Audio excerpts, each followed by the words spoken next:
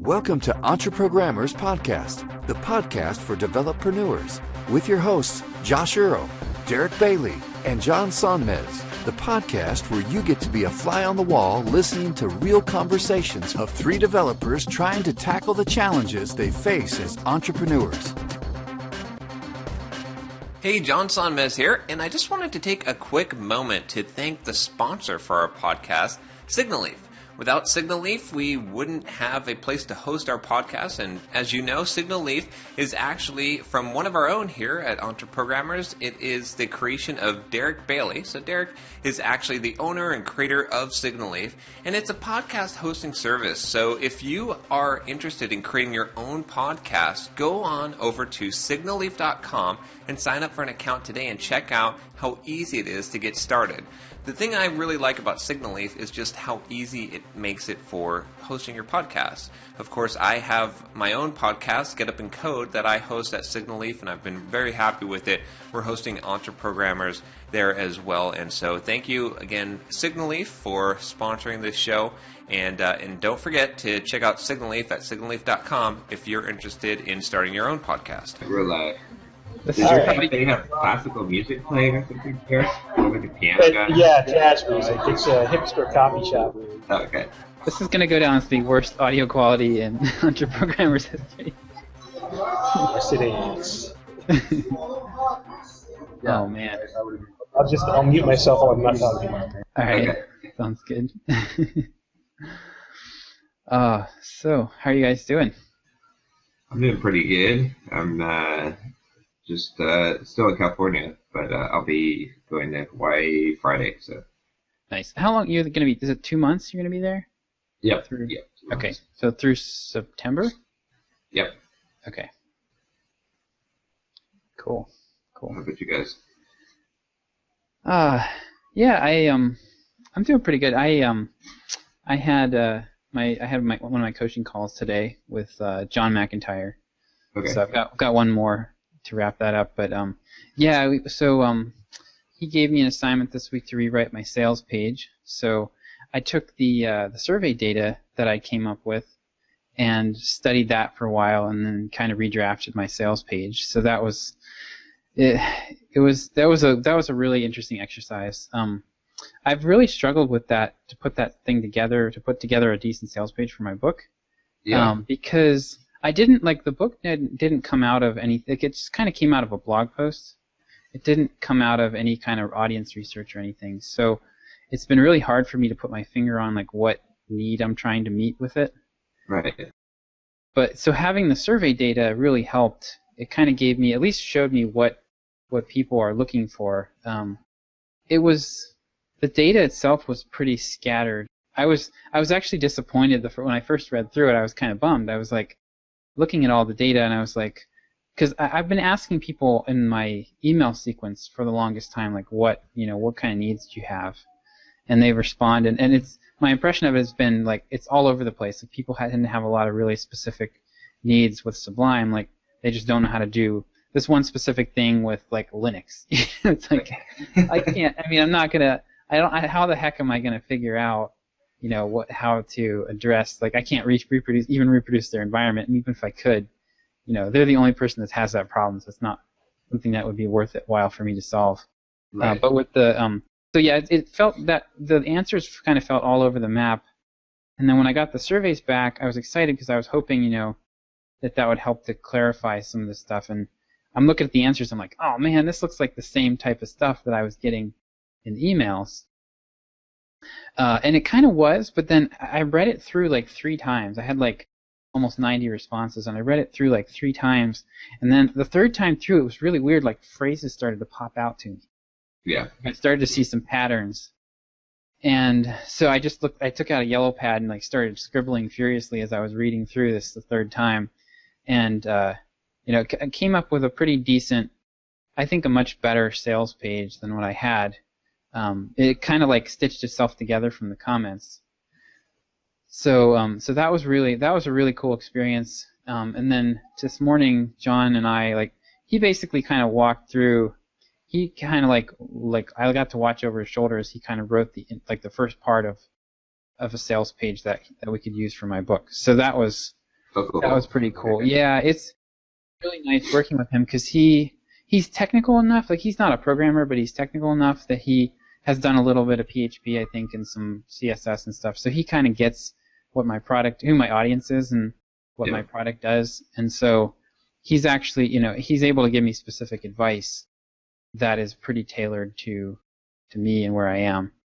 Versus, like, I've been on other mailing lists and stuff where I ask a question and I get kind of like a generic one-size-fits-all response. I'm like, well,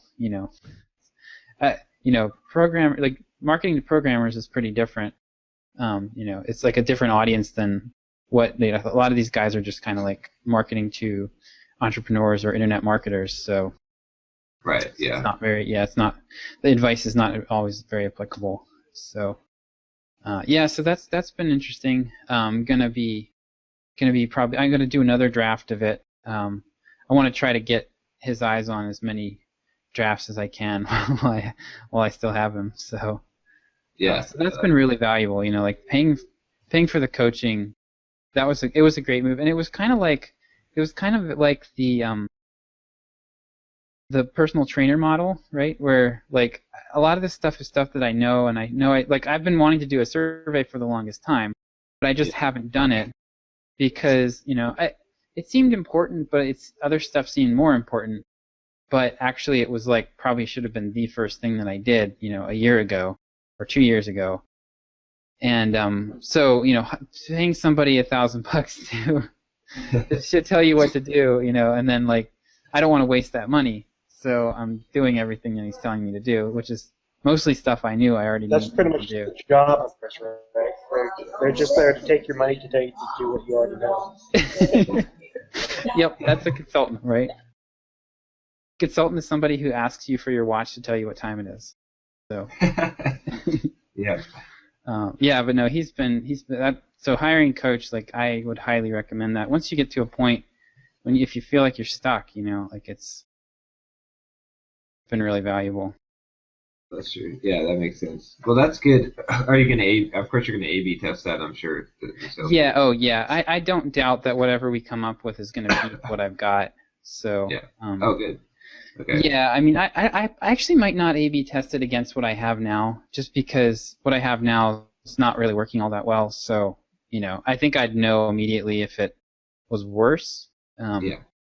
So I think I'll probably throw it out there, and then going forward, if I want to try to tweak it after that, I'll probably A/B test it. Yeah, but right now I don't get a ton of traffic to that site, so it would take at least a month probably to do a good A/B test.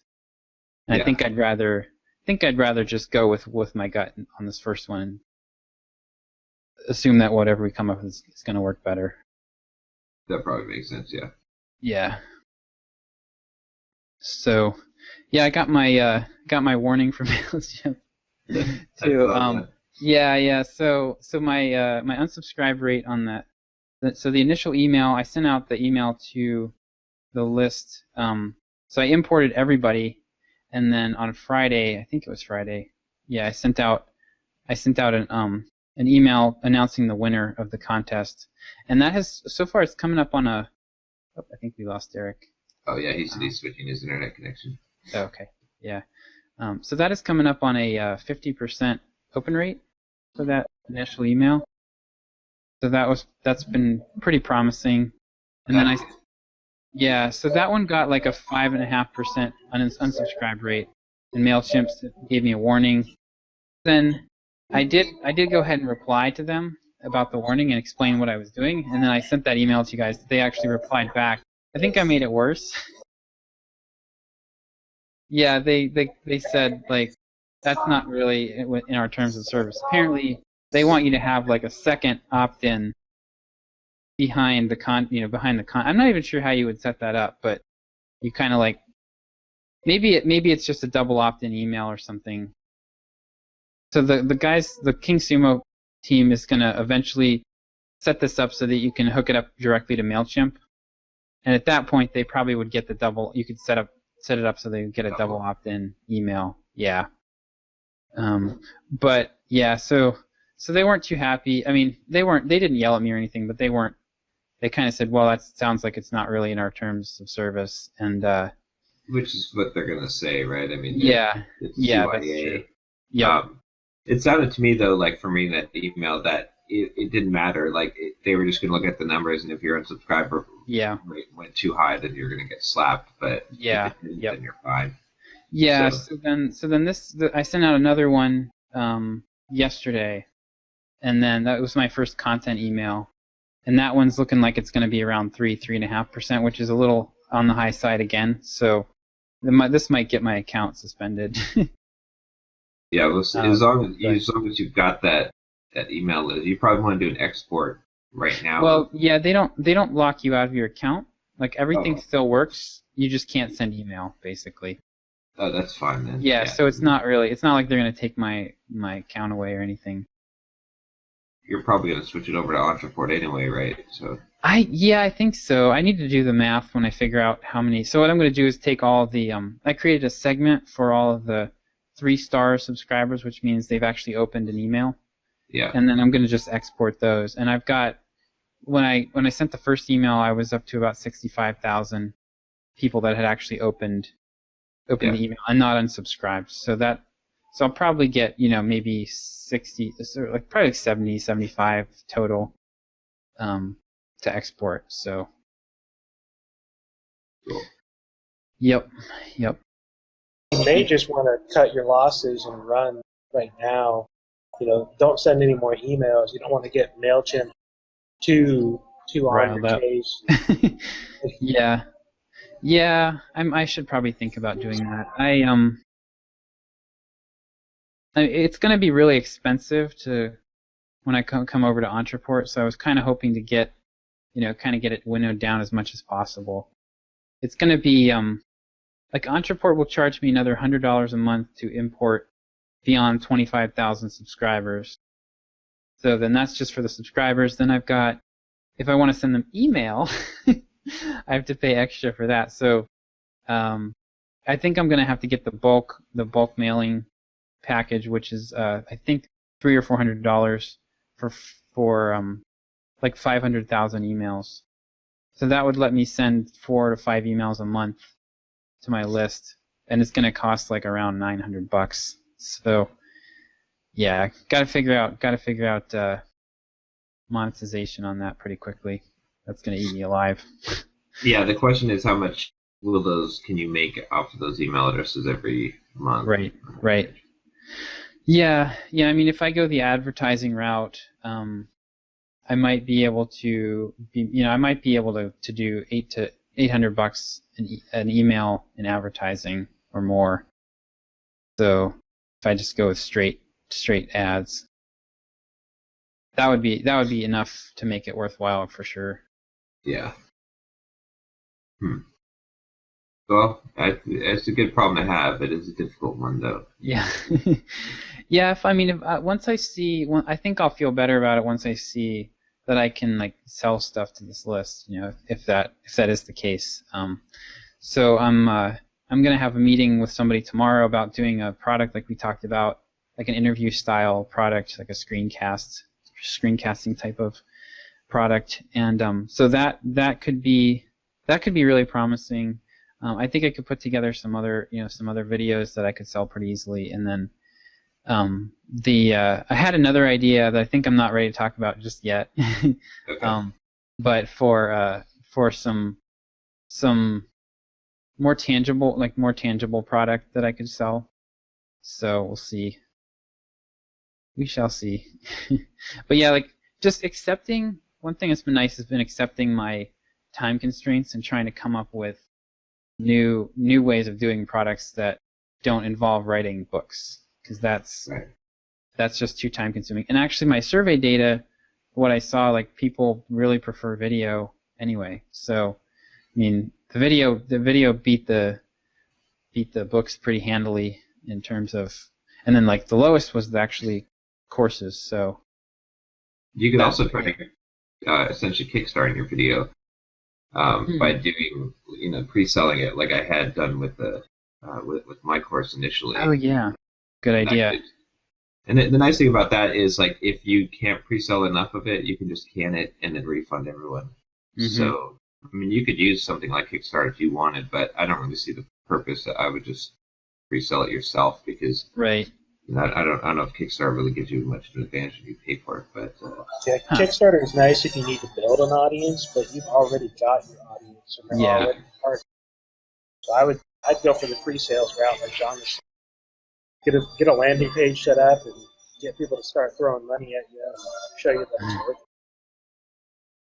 It might even help you with negotiating too if you're getting talent to create the video for you. If you say, I've already pre-sold this many, then you're coming to the table with more, so then you can offer less. So, right. You know, because then it really is like you're showing what you're bringing to the table a lot more. Right. Yeah, that's a really good point. I really like that. I could at least do, I mean, a low cost version of that, or time in terms of time, would be to just do a sub list where I could just kind of promote it to my list directly and then have them opt into a sub list. Oh, I see. Yeah. So, you know, like at least gauge the interest level. I don't know. I'd be inclined to take money though. Yeah. That tells you whether it's going to sell or not. Yeah, that makes sense.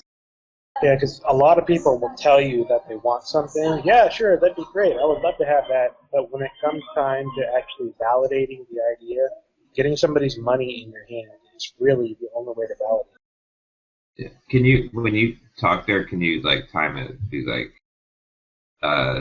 you know, you got to like maybe like a 5, 10, 3 man. You know what I'm talking about, like gotta work with the music, you mean? Yeah. Yeah. Yeah. Yeah, man. Like, you sell it, man. This is what you gotta do. Listen to me, and I'll tell you how to go. Yeah. I'm a scat man. Yeah. Oh man. Yeah, so I'm trying to think if there's anything else I've gotten. So the reactions to my emails have been interesting. I got I actually did get, so MailChimp actually sent me a warning because they got a direct complaint, whatever that means. They didn't give me any detail about that, so I don't know if I think it meant that somebody used when you unsubscribe, like they give you that form. I think somebody might have used that and like complained through that, so they sent me another warning today. It's like, okay, well, you know. What the heck? These people who voluntarily signed up, you immediately hit them up. It's not like it was like months later or years later where they would have forgotten. Right. The guy's like, man, gosh, I'm having a horrible, horrible day today. That Josh Earl guy, he freaking emailed me. I don't know what I'm going to do about it. I guess, I'm just going to complain to MailChimp because this is just ruining my life. I know, like, I got an email from this other guy who is like, F you, I already unsubscribed. I'm like, no, you didn't. I could see when you unsubscribe, like, unless, I was thinking, maybe he's one of the people that signed up multiple times to try to cheat. Yeah. So he probably did. He probably's gotten several emails from me, and he's unsubscribed from some of them. But he's not. He's still getting them because he's got 4 email addresses in there. So I don't. He seemed irritated enough that he could have been the one who complained directly. But I haven't gotten, my spam complaints have been pretty low. I mean, they've been like well under 1%. They've been more than I usually get, but we're still really, really low, given I'm sending like 150,000 emails. So yeah. Well, you're not delivering spammy content. No. Yeah. People clearly opted into the. Yeah. Yep. Yeah. So I was going to send out another email about my survey to the whole list, but I decided not to because I was pushing it. I thought that would be pushing it, so I'm going to send a couple more content emails and then maybe do push the survey a little bit more. So, or I might revise the survey and try to get some more detail about some stuff. So, but yeah, I'm really liking. I think so I think for me, every time. So one thing that's really hit me lately is so I bought that Perry Marshall 80/20 seminar that goes along with the book, and it's pretty much the same. Be able to listen to it while I work out and stuff, so I bought it. And there's a section in there where they talk about the idea that how you do anything is how you do everything, and I have realized that for me, like, the measuring in data is really, really important, and when I don't have that, I feel like I'm dying inside. Yeah. And that's actually, up until this point, up until like the last really 3 or 4 months, when I've started to be able to measure things, it was killing me because I couldn't measure anything and couldn't, see if I was making any progress. So the surveys, I've realized, like, I just need data. That's just how I'm wired. And when I took that survey that came with the 80/20 book too, and it came back very strongly that I'm like data driven. Yeah. And every time I figure out a little piece of the data puzzle, something falls into place, like I feel this weight come off of my chest, and I'm like, okay, now I understand this now. I feel like I can attack that problem. So the surveys are actually really exciting to me as a tool because they're a lot more quantitative. So I'm gonna be looking to kind of use that as a core piece of my strategy going forward. I'm really liking it. So nice. Yeah, there's a couple products that I'm looking at that are designed to help you just develop products from surveys. One's by actually Glenn Livingston is the guy that wrote the section, the chapter in the 80/20 book about doing surveys. He had like the 3 questions in there. Right, yeah. And so I'm looking at his product, and there's another product that I'm looking at by a guy named Ryan Levesque, and they both kind of they just use surveys. They basically have both been able to enter markets by just sending paid traffic to surveys to figure out what people are looking for and what they want, and then building that and then launching it, and they're like immediately profitable. Huh. So it takes an upfront investment to get to buy the ads and stuff, but it's a lot better. It's better than launching something and then doing that after the fact to try to refine it. So I'm really liking the survey thing. Yeah, why does that launch and wait and see sound so familiar? Yeah. It gives you, like, the ability to collect, for people to tell you how to talk to them is really appealing. So, because I've always felt like I was shooting in the dark. I've never, with my sales page, like, even though I'm kind of in the audience, like, I've not really known what to say to try to promote anything. So. Right. Yeah. That's interesting. I just read that first book in that copywriter in the one they had in AppSumo, the bundle. The Copy Hackers. Yeah. Yeah. And it talked a lot about basically that, of basically taking your customer statement and sending them right back to them, essentially. Yep. Yeah, and that's so like the survey thing is kind of new because I did the 30 by 500 course, and that was really good, but it was more that's like there's several different ways of doing this same type of thing, and one of them is surveys, one of them is like customer interviews, which is kind of the lean startup approach, and then the audience research approach is where you kind of like passively watch what people are doing on forums.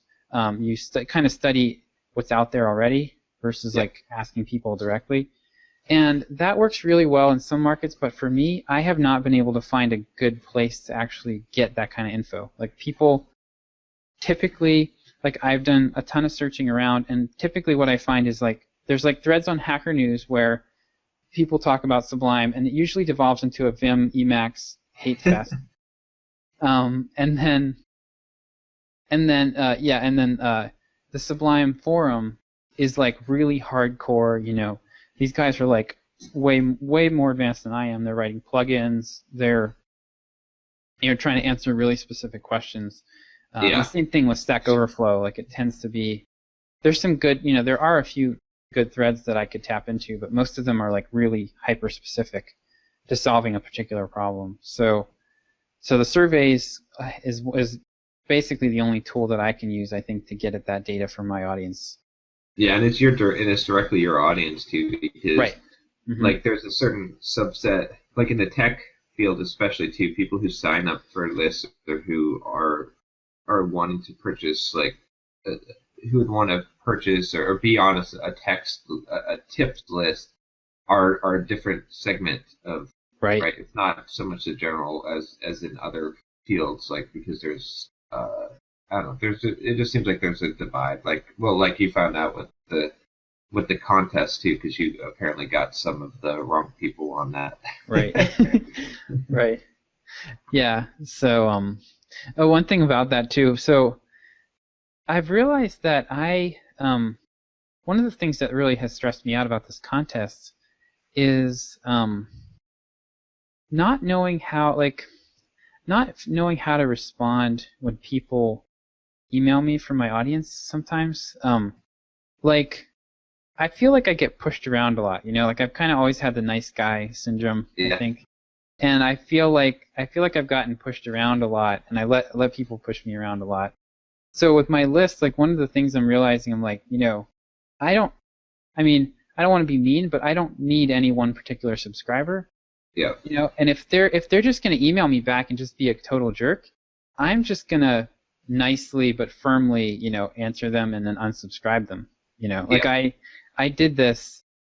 Don't even answer them. Just unsubscribe them. Yeah, I did. Yeah, you're right. The answering though made me feel a little better, like pushing back just a little bit. Just feeding the trolls, man. Yeah, I know. If you're gonna answer them, say thanks for the feedback. I've unsubscribed you. Yeah.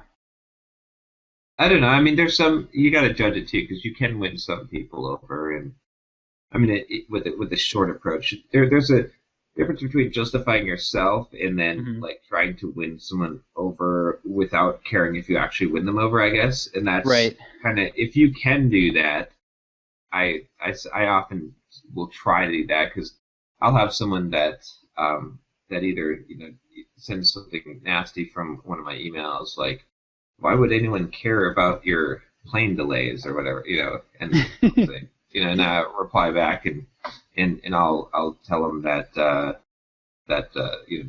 something that's positive, and then basically leave it just as a short thing, and hey, if you ever need any help or anything, just let me know. And oops, I just do. But I don't know. I mean, but sometimes, but I think Derek's right in either you're going to reply back in a way that's not passive aggressive, but is genuinely trying to win them over and you don't care, or you're just deleting the email. Yeah. Like, not replying back. But don't ever reply back to try to justify yourself. Yeah, agreed. Yep. Yeah, and when I say reply, like, I wasn't really, it was kind of like, they were kind of like LOL whatever type of responses. Oh, yeah. So it wasn't like, I'm not gonna argue with anybody for sure. But just doing a couple of those kind of took some of the edge off of it for me. And sometimes I'll look people up too, right? Like, you can look up their email. Like, it's because I always think, well, what are you doing with your life, right? Like, right. It's fine. It's fine if you have advice for me, if you're going to criticize what I'm doing, but you better be doing. You don't have to necessarily be in a higher position than me, but you better at least be doing something meaningful. Like, where's your thing? Like, are you just sitting at your desk job, like, waiting till you're 65 so you can retire, and then you're critiquing me doing something?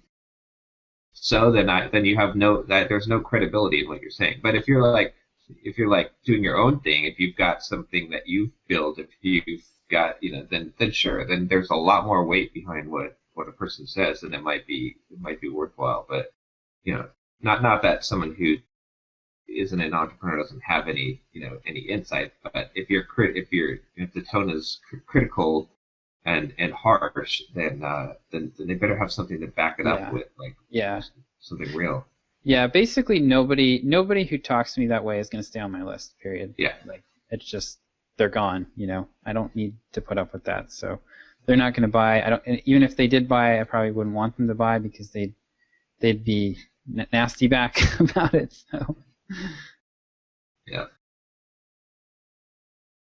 But yeah, that's pretty much been my week, I think.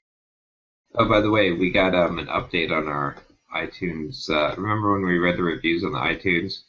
Oh yeah. Remember we had 1 4-star from Heather Bryce. Oh no. She edited it. she changed it to 5-star. She said, I changed the rating to 5 stars. After catching up to current episodes, I find myself excited to listen. And when it lasts over an hour, I'm happy. Nice. By the way, I died laughing at work when you read the reviews. You all certainly deserve 5 stars. So we've been vindicated. That's awesome. That's awesome. We just need to call out anyone who gives us a lower than 5 stars, you know. That's it. Yeah, it's our negative. What's our anti-sponsors? Yeah. The anti-review. In fact, if you email Josh's list and say nasty crap to him, we will read your name on and email address. Yeah. That's the deterrent. Yeah. And instead of at the MailChimp at the bottom, the unsubscribe thing, it should just say, you can unsubscribe to this email, but if you reply back in a nasty way, I will distribute your email address over the podcast. My enemies list. You'll become a non-sponsor of the show automatically. Nice. Yeah, we could start every show with just a reading of our enemies list. Yeah.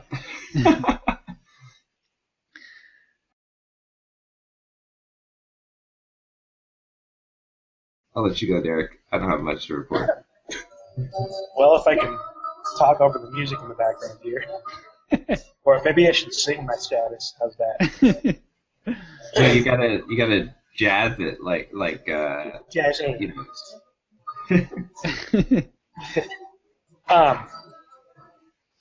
Yeah, I guess the gist of how I'm doing is trying to get over that big podcast having decided to go somewhere else.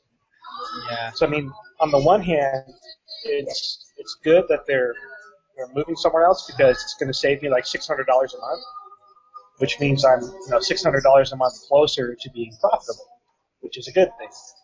But at the same time, it's sad to see them going because it's a really cool podcast. I really like having them on my service and being able to say, yeah, these guys are posted with me. Yeah. So did they not reply to you up until, I mean, because you didn't say anything about that. I wasn't sure if you were negotiating with them or if it just kind of came. It seemed like it was quite a delay before you got word. Yeah, they took a couple of weeks to get back to me, which is fine because I was out of town for a week and a half.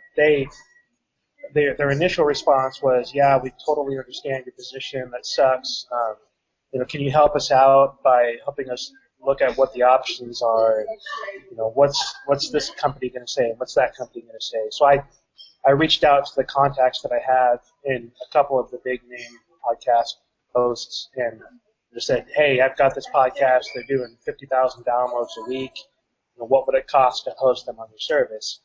And so I took all that information, brought it back together, and sent it over to the podcast guys. And then they basically said, all right, thanks for the info. We're going to switch over to that service over there. So then I got the guys from the podcast in contact with my contact at that podcast hosting company so that they could get all their questions answered, get everything set up properly, and make sure it's all going to work right. Cool. And so that the other service is going to charge less than $600 a month, I guess, because they can spread that out amongst other subscribers. Well, it's interesting because in the end, all of these podcast services charge you for bandwidth, every last one of them. The difference is this one in particular has a prearranged sponsorship system where you opt into their sponsorship system, and the sponsorships that they provide pay for your bandwidth instead of you directly paying for the bandwidth. Oh, okay. So it's like, so it's not just for their service, right? Is it like pre-sold ads? No, it's pre-sold ads. Okay. But even at that, if you want to not opt into their ads, then you end up paying for bandwidth. Right. The same thing is true with the other service that I talked to. Mm-hmm. So no matter what service you go with, if you're doing more than a moderate amount of traffic, you're going to end up paying for bandwidth. There's just no way around it. It's just a question of whether or not you have somebody else's sponsorships paying for it, your own sponsorships that you're managing paying for it, or just paying it out of pocket. Right. Do you think the bandwidth costs will be similar to what you were gonna? Yeah, same cost. Oh wow. Everybody that I talked to said 12 cents a gigabyte, which is exactly what it cost me. Okay. Interesting. Do they have a higher threshold for that? Like. They do. I mean, you're talking about the number 2 in the market doing like 100 million downloads a month. So, I mean, they are, and then the number 1, I don't even know, I would guess probably 3-4 times that. Mm-hmm. So they certainly have lower cost internally, but they would forward the 12 cents a gigabyte to the podcaster, which is basically what I would do. I mean, I'm literally paying 12 cents a gig right now, but if I get a few more big podcasts, I'll tip over the threshold to get me a lower price, and I would still probably forward the 12 cents a gigabyte to the podcast anyways. That'll get me a little bit of profit on top of the bandwidth and allow me to have more room and flexibility. Same way with those. There's got to be, I'm wondering, well, I mean, there's 2 things here. One is that it might be good, right, because they might come back to you, because essentially they're going to get the same thing. In fact, the sponsorship is probably going to be bad. I don't know, that might not work out. It probably would be better if they had their own sponsors, right, that were related to. Right. So there's a which they do right now. All the episodes that they've been hosting with me, they've had sponsorships that are very directly related to them, and that have come to them and said, "Hey, we want to sponsor your show." So it'll be interesting to see what happens with their sponsorships and whether or not the sponsors are still going to be relevant. Yeah, I mean, because it might be too much. Because if you have like the pre-roll and the mid-roll or post-roll that are automatically being put in there by this new host, then they might not be able to put their other sponsors in. So we'll see. They might come back to you based on that anyway. And then it's possible. I am wondering if this might be something that you can do better than everyone else, which is if you can figure out a way around this bandwidth issue. I wonder if you can pull your bandwidth from multiple sources. Like, there's a lot of free bandwidth. Like, obviously you can't post an entire podcast out of a Dropbox if it's popular. But I'm wondering if you could utilize, like, if you could set up some kind of a mesh network of, like, Dropbox, OneNote. Like, since you have, since all of the requests come to your server anyway, and then perhaps you might even have several Amazon buckets that are accounts that have, because there's a certain free storage amount or free bandwidth amount, but maybe you have it from different sources, and you have some way of essentially creating your own almost like free CDN out of to drastically reduce bandwidth costs. Because if you could figure out some way to do that, or maybe you even have a server for these bigger guys that's like a co-located server or something.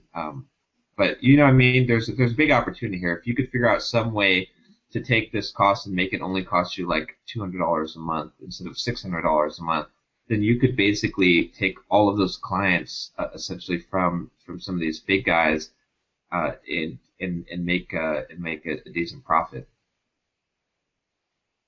Yeah, it's an interesting idea. I'm not sure I have the ability to do that right now, just because of time constraints. So I have far more other pressing things that I need to take care of first. But it's certainly something to consider. And I know that I'm pretty sure that the number 1 host in this arena has their own CDN. Like, legitimately has their own servers all around the world, their own server farm with all the storage and bandwidth and everything. So I'm sure it does cost them to have all the bandwidth and everything, but it's probably far less than what it would be for somebody like me using Amazon. Right. Right. I wonder if there's also a way to re-encode, like, to reduce the, like, to have a certain amount of downloads. Like, your first so many downloads are at your full bit code, but then we throttle you down essentially to a lower, we still deliver your stuff, but the lower quality. Yeah, there's one of the services out there does something similar to that.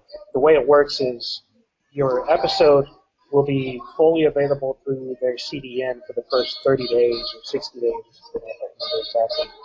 And then after that, it moves off the CDN into their slow storage, which, I mean, it basically means it's not on the CDN anymore. So people that are trying to get back episodes are going to get slightly slower downloads on those back episodes, but all your current episodes are going to be pretty fast. Yeah. So that'd be an interesting option. I don't know if I would want to reduce people's encoding quality after a certain period of time, although I guess it might not be that big of a deal. It would be an interesting angle to approach things.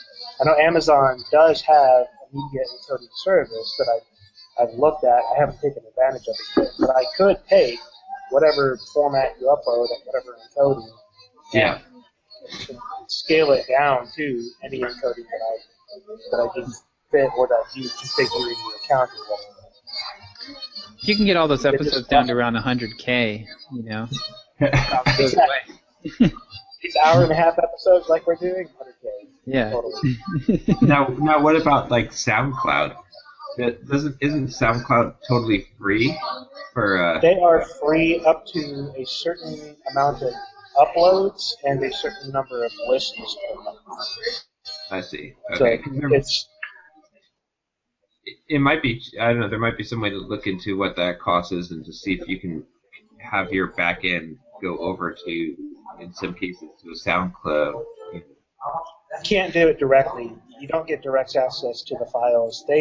SoundCloud claims to sort of support podcasting, but it doesn't really work very well. I see a lot of people asking questions in the podcasting groups about, hey, I'm on SoundCloud, how do I do this? And invariably the answer is get off of SoundCloud. Because wait a minute. I just had an idea. This hasn't been done yet. Okay. BitTorrent, not BitTorrent, torrents for podcasts. If you had like a podcast player that worked using a torrent, like a P2P, serving up the podcast, that would be pretty interesting. It's a great idea, but that would require everybody to use my player. Because you just need to work with Microsoft and Apple to get it pre-installed on every and computer that ships. Google and Linux. But I guess there's probably not enough motivation for people to use that. But maybe you could subscribe. Like you could get people to subscribe. Like if they already have a torrent client, and then I don't know. There's something in there. It's an interesting problem. It's good that you're running against these problems, though, because this is what the big guys are facing, right? And so now you're like figuring out ways to. I mean, the more barriers you run into, the more of these like walls you hit, the more chances you have to break out of the wall or differentiate yourself in different ways as you figure out what you can focus on. So, did they to this podcast? Did they want other features that you didn't have? Like, was that part of it, or? No. So why? But I mean, why switch if they do? They just not realize they're going to have to pay for bandwidth at some point, or they think they're okay with the? They think they're okay with the sponsorship approach. That's yeah. I mean, they need a way to reduce their costs because what they're doing right now is not profitable enough to be able to pay for all the bandwidth. So they need sponsorships.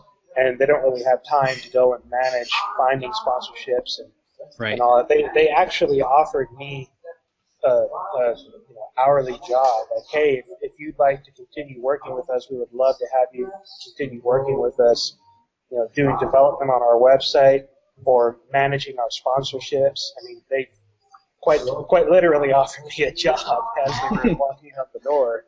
So, yeah, I mean that's if you have to lose a customer, I guess that's the way to do it, right? Yeah, and so I've been spending all day today working on the code to set up the redirect for their RSS feed, so that way when they do get the new setup in place, they'll be able to go in and set the URL for the new RSS feed, so they won't lose any of their subscribers.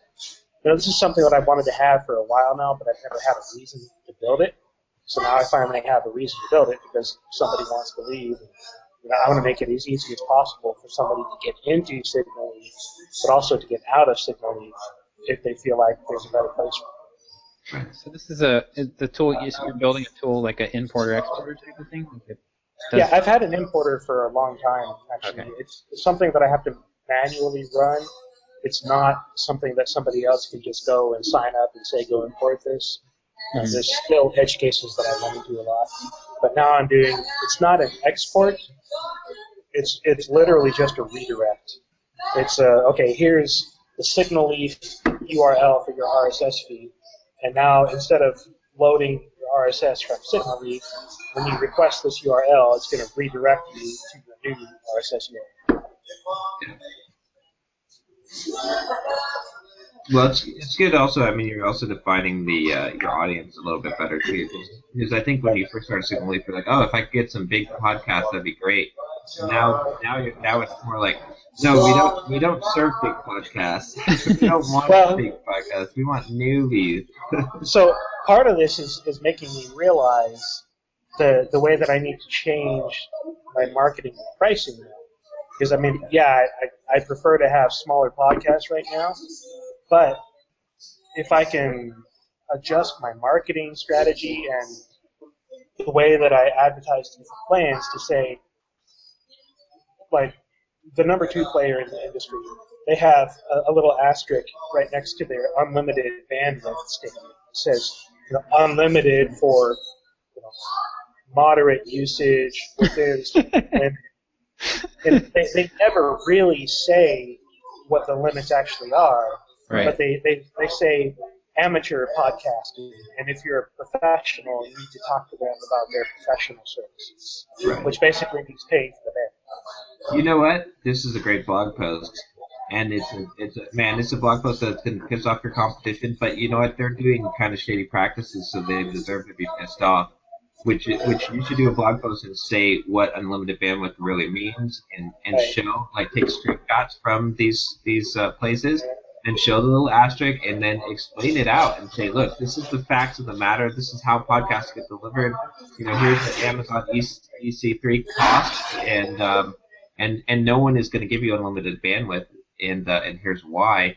And that'd be pretty good, because that would set you aside as the honest podcast solution that is going to tell it right out that this is the truth. Yeah, that's not a bad idea. I was talking with my dad last week, who's been an entrepreneur longer than I've been alive.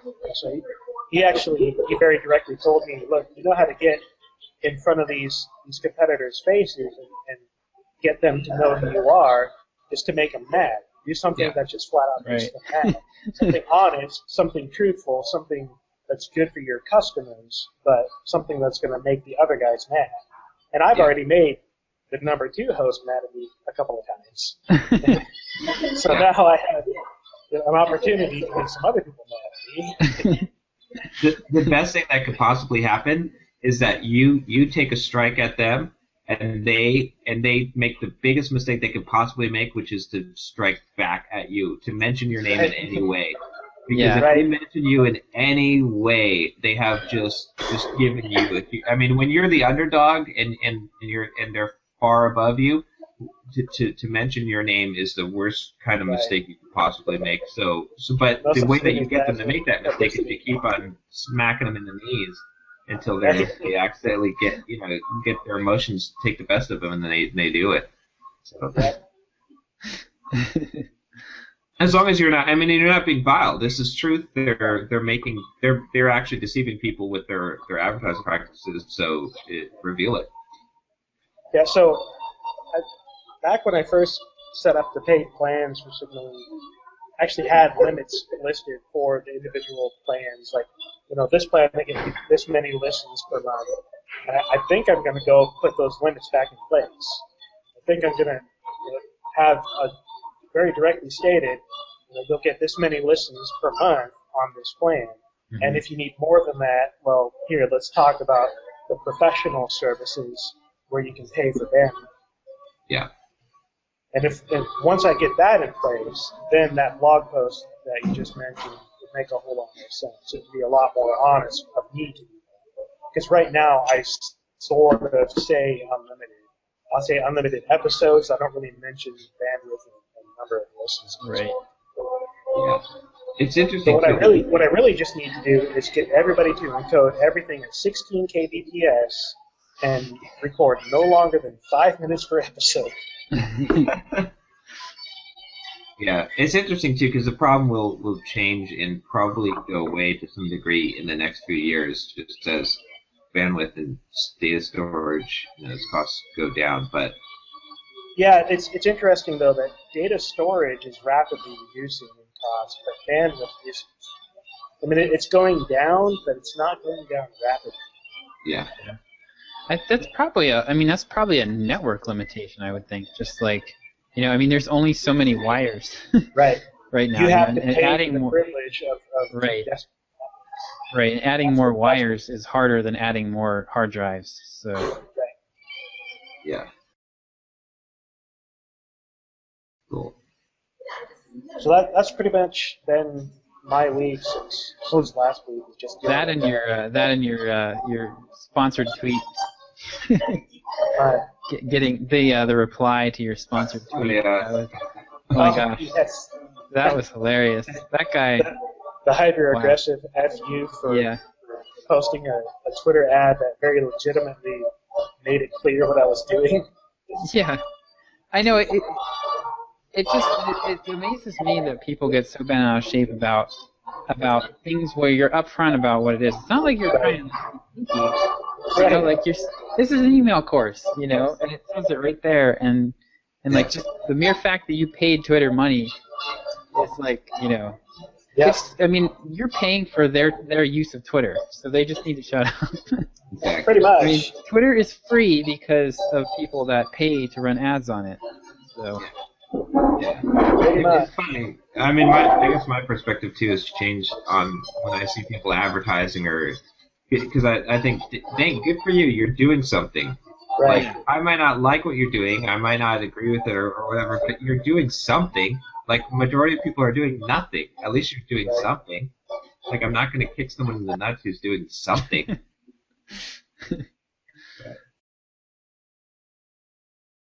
So, was it? Oh, or is that you? Is that pretty much wrap it up for you there? I was just going to mention that since I started my giveaway last Thursday, I've got 1,918 people signed up for the giveaway right now. Nice. Now make sure you get triple opt-ins from all those people. Yes. Quadruple plus a blood sample and a notarized document saying that it's okay. Yeah, you probably won't have any trouble. I think I only ran into issues just because of the volume. So. Yeah, even if I get like a 50% unsubscribe rate from the first email that I send from this, it's not going to be high enough volume to really damage my because I might double my mailing list size, but that seems doubtful. Mm-hmm. That's a pretty good outcome, though. Yeah, it's not bad. Yep. I think we talked about this last week, but just the fact that it's so specific to Backbone, I think that really limits the viral. Like, if it was just JavaScript, every JavaScript programmer is probably going to know 20 other JavaScript programmers. Right. But Backbone, they might know one, and then if that person doesn't retweet it or whatever, it dies. Yeah. So you don't get that same effect. Yeah, I'm thinking my next giveaway, which I'll probably do at the end of next month or something, is going to involve general JavaScript stuff, and one person will get a free lifetime subscription to Watch Me Code. So it'll be something big, something more general instead of really specific. Right. Just don't give away. Actually, I wouldn't give the lifetime subscription to Watch Me Code. From what I've learned is never give away your own thing. And it's apparent even in Josh's giveaway too, because like some people thought that Josh was the creator of Sublime Text. Yeah. And so they actually thought they were going to win too, right? So if you think about it, like most people who enter a contest have the mentality that they're going to win, and since they have that mentality, they think, oh, well, I'm not going to buy it, I'm going to win it. Right. So So it might actually hurt you as people that might sign up. That's a good point. Yeah. Fair point. I did the numbers, and so there were people. I think I said this too. I'm not sure what I said last week, but there were people that thought that everyone who entered was gonna get a free license, and I did the numbers. It would have cost me like $11 million. Nice. Like Oprah Winfrey, I don't know. That was sublime license for everyone.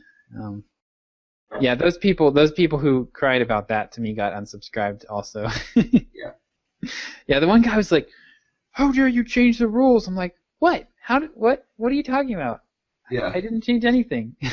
Well, very clearly says one winner. Yeah. One thing I've learned in life also that a lot of people haven't learned yet is always pay your way. Like there's no such. It's not just that there's no such thing as a free lunch, but also stop looking for the free lunch. Like because it's not there. So like you're in a much better position if you just even when something's offered for you for free. In many cases, if you can, just pay for it. Like don't be in debt to someone, or don't just pay your way, pay your own way. Mm-hmm. And but it's interesting. A lot of people really do not understand that concept at all. Yeah, if you have the mentality that everybody took, if you have a scarcity mentality that everything that somebody else has, they took from you, basically, or that you can't have something because someone else does, then, that you're going to approach things with that attitude. Yes.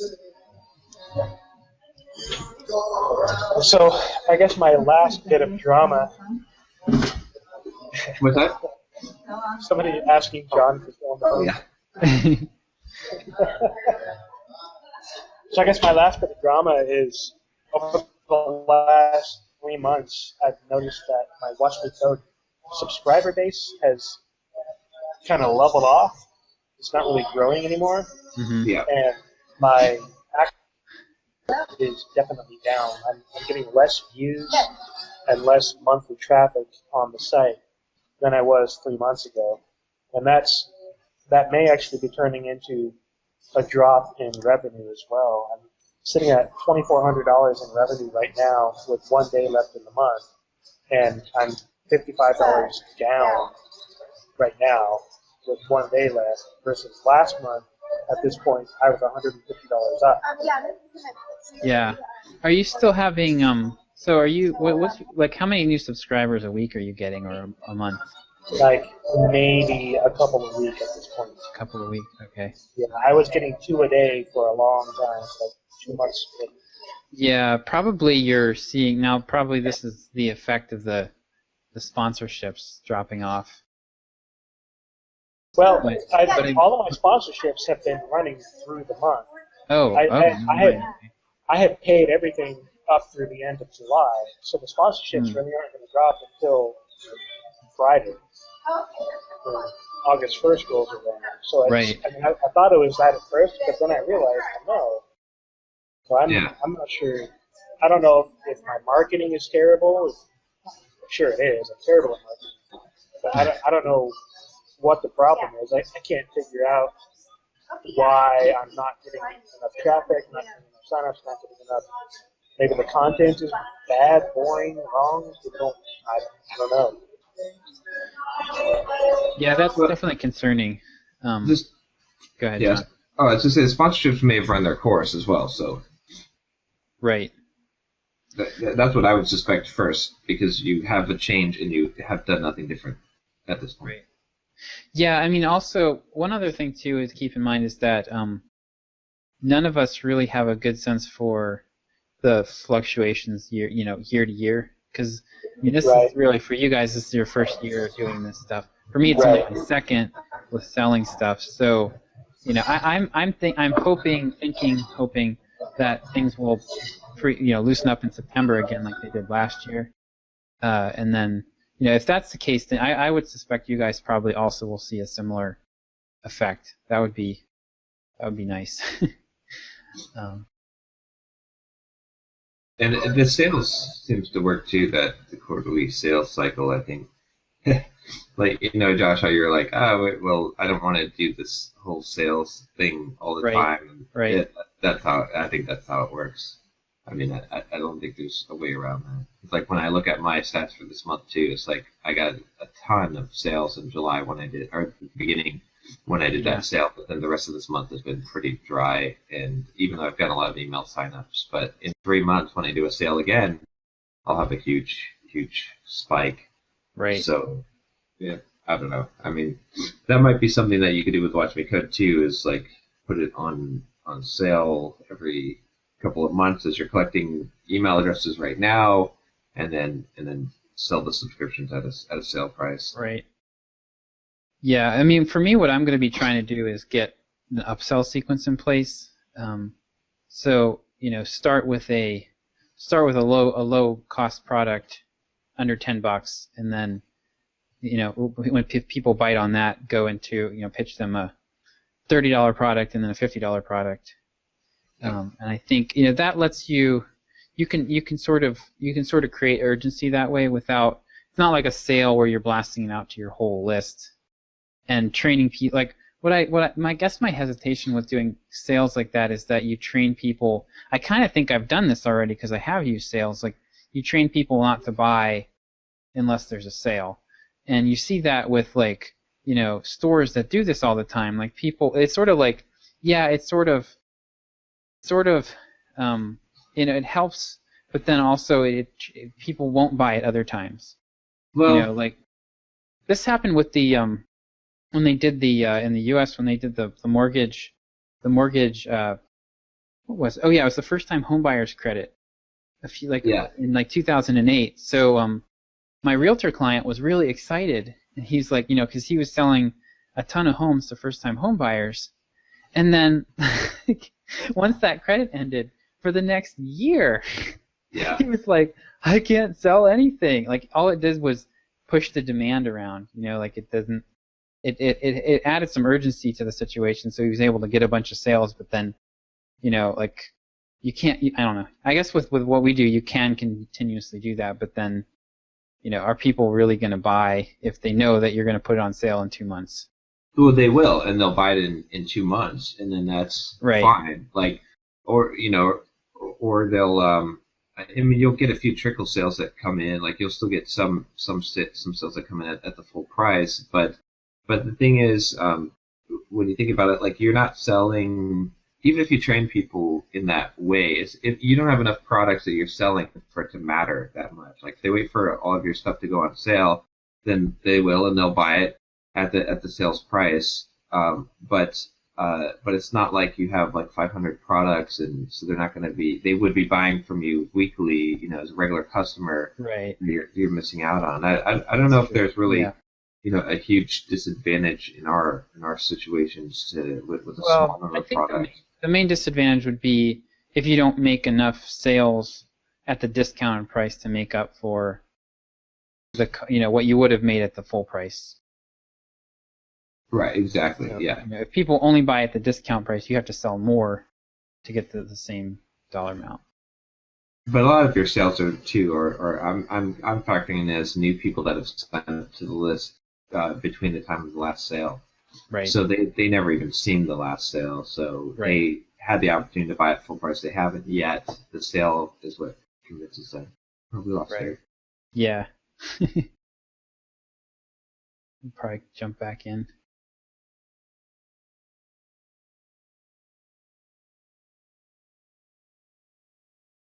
So, not much to report for you then, or?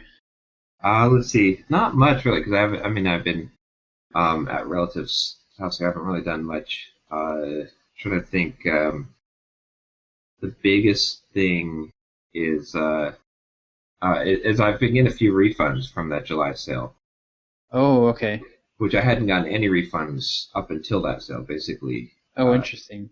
And so I've gotten a few, but I think the refunds are a lot of them. They're like, I asked for feedback, and they're like, "Oh no, everything was great with the product. There was nothing. It was just not. I don't need it right now, or it's not, not fit for me." So I think a lot of I want to say that I overdid the urgency, but maybe I actually did it just right because I made it very urgent sale, Right. which I think caused a lot of people to pull the trigger Mm-hmm. that wouldn't have, and so those people are the ones that are asking for refunds. And there's probably a few of scammers in there too, but so how many did you sell from that again? Was it like 20 or 30? I think 50.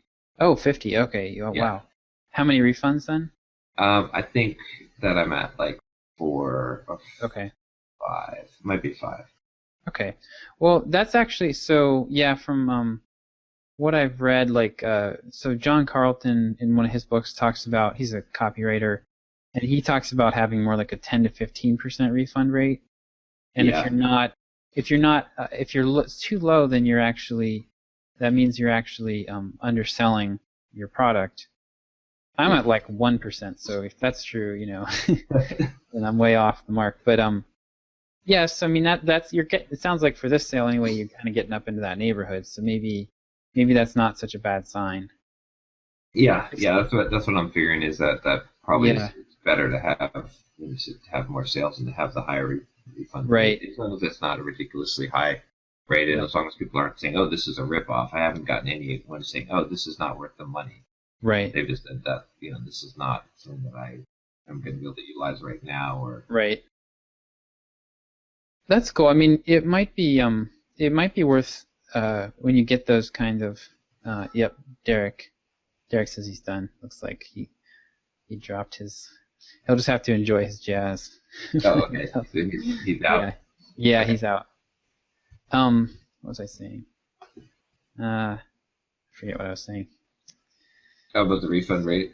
Yeah. It might be worth digging like with those people.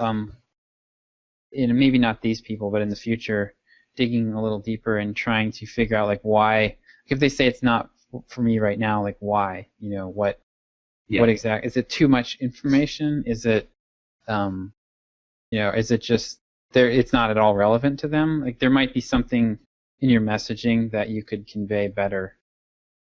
Yeah. To screen those people out. So. Yeah. I'll probably try to get some more feedback from some of them as they come in. So. Yeah.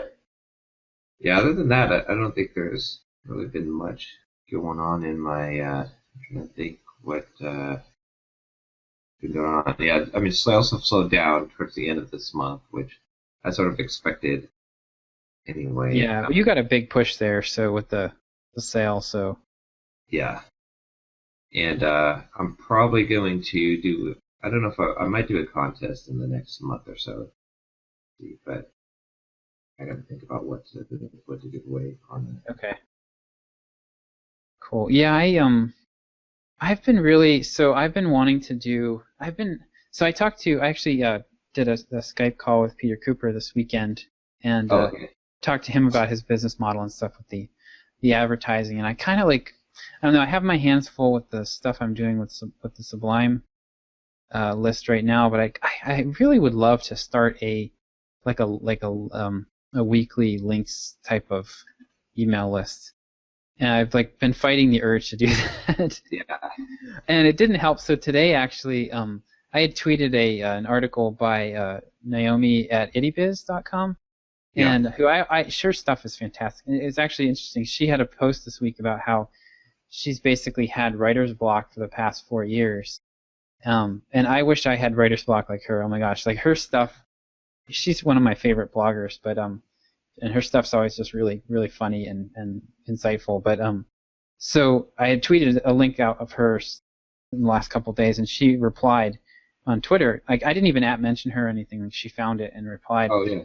That was kind of cool. But she's trying to do Twitter. She's not been a social media person up to this point, so she's trying to. Oh, I see. Yeah. Actually, use Twitter a little more and stuff. But so she said that she said she wanted to take the whole day off and read all the links that I tweeted. From stuff that I'd read. So I'd love to do a some kind of links type of newsletter. I'm not convinced that I could get enough people on it. It'd probably be a slow process to grow it. But I've thought about doing a contest or something on that too. But I don't know. Yeah. I mean, yeah, I guess I'd probably stick with, well, I mean, I'd figure out how to utilize this last batch first, and then once you've got that, figured out, you've got that engine running, then you can expand out. But right now, there's a lot of gold in this gold mine, so you've got to mine it out. Yeah. Yep. Yeah. I mean, I'm still kind of thinking that I'm going to end up doing some kind of, more of a weekly tips newsletter for the Sublime audience, and go back to the model that I was using, where I'm doing mostly, like, what I might end up doing is kind of doing a weekly newsletter, and then have autoresponder sequences that get triggered by links in that newsletter. So if there's like, that'd be cool. Yeah. Actually, I'm coming up with this on the fly. So because for a long time, what I've wanted to do is segment my list up by interest, and you can do that with EntrePort. Like, if somebody clicks on a link about Ruby on Rails, and I tag it that way, then I could put them into another sequence. Yep. And I've wanted to do this for a long time, but I felt like I didn't have the time to write the emails to try to trigger the trigger emails, if that makes sense. Yeah. To get people to click on a subtopic type of thing. But if I'm doing a weekly links newsletter, I could very easily tag the links in that by interest, and that would pretty quickly segment people up for me. Oh, that's a smart idea. Yeah, because I could just offer like an a la carte menu, you know, and then I'd know, okay, here are all the web designers. I'm gonna sell them a web design related product. I'm liking that. And EntrePort, like, it's gonna get expensive for me to send. I can't just blast out emails with EntrePort, because it's gonna cost me. I mean, it's basically $100 per 100,000 emails. Oh, I see. Wow. Okay. Yeah. So if I were to do like a daily email thing, that would be like $3,000 a month. Wow. Yeah. Or more probably. So using the weekly email as a way to segment the audience makes a lot of sense. I'll have to think about that. Yeah. But I'm going to try to use. I need to get, so for SitePoint, I'm starting to get really competitive about this. Like, we have there's all the different channels, and we have a analytics tool. And I can see where my channel falls. I really want to I want to grow it. I've been stuck at like number 9 or 10 out of the channels, and I really want to grow it. So I'm gonna be starting this the SitePoint. SitePoint channels have their own email newsletters, but my channel doesn't right now because it's new. So I'm going to start that up, and I think I'm going to try to use that as like a dry run to see if I really like the idea of doing a newsletter like this as a regular thing. Yeah, that's a good idea. I mean, because then you'll also be able to drive clicks, right? So that'll be huge. And there's a huge opportunity in you bringing your channel up in the SitePoint rankings, because I mean, if you're able to hit like the number 1, 2, or 3 spot. Right. There'd probably be a lot of opportunities that would open up just from SitePoint itself. Yeah. So. Yep. Yeah. There's I've definitely realized that I have to grow. Like, there's some audience for my channel there, but it's definitely something I need to grow. It's like it's not SitePoint's primarily web designers, front end coders reading about that type of content. So the business stuff is interesting, but there's only a small sliver right now of the audience that actually kind of thinks of us that way. Yeah, that makes sense. So. All right. Well, I guess we should wrap it up here. Sounds good. Running. Next week, we'll have to figure out the time. Yeah. Cause I'll let you guys know more when I have an idea. So. Okay. Cool. Yeah, we'll figure something out. Okay. All right. All right, Thanks, talk to you next week. Yeah. See ya. Wanna start a business, but you just know how to code. Listen to John, Josh, and Derek as we figure it out. We are the